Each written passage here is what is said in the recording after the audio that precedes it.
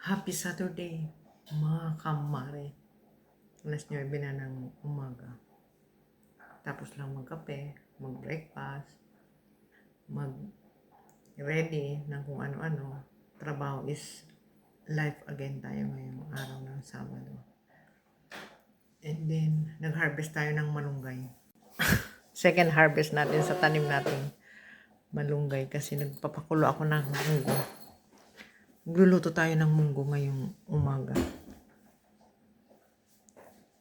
Himay natin ito maya-maya. Joanna busy. Ikot dito, ikot doon.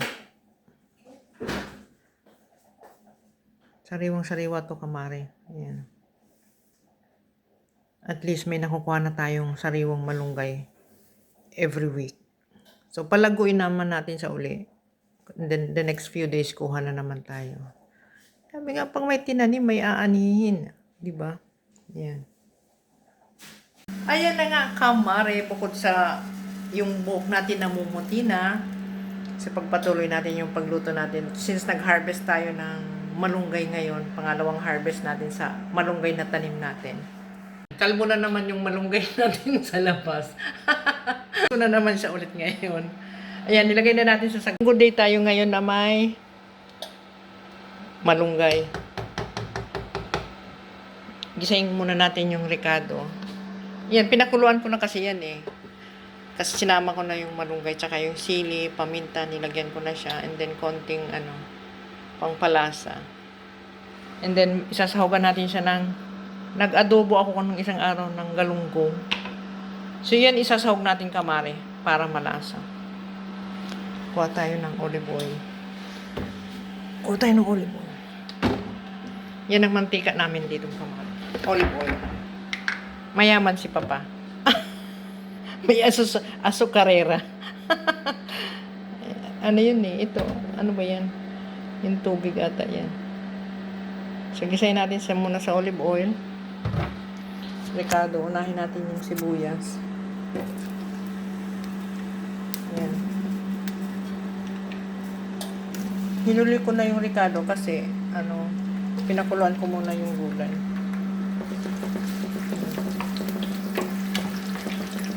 Gisayin muna natin. Marami yung olive oil niya. Okay lang yung kamari kasi olive oil naman siya. Then, lagyan natin yung bawang. Galing sa freezer na bawang. Lagi akong may readyng bawang sa freezer kasi nga anytime nagluluto. So, gigisayin lang natin siya. May kamatis. Saka natin ito, and then saka natin ito ilalagay dito sa kumukulong munggo. Malambot na yung munggo natin kasi 2 oras na ata itong nakakulong eh. Yung mga malunggay natin, ito na. Munggo day tayo ngayon, kamare, Saturday. Lagay na natin itong kamatis. Carb ka, diet ka. Si Mayora kahapon nagpa-burger siya. So, kumain tayo kahapon ng burger. So, ngayon, balik gulay tayo. Balik gulay. Just kailangan natin ng gulay.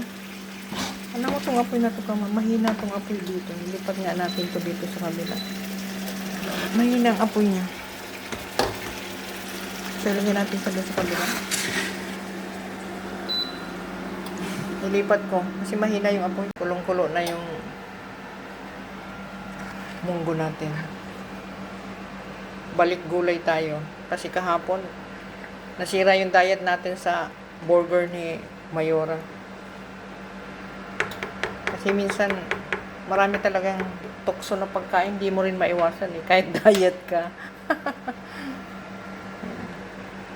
Yan, nilagay na natin yung ginisa natin na ricado.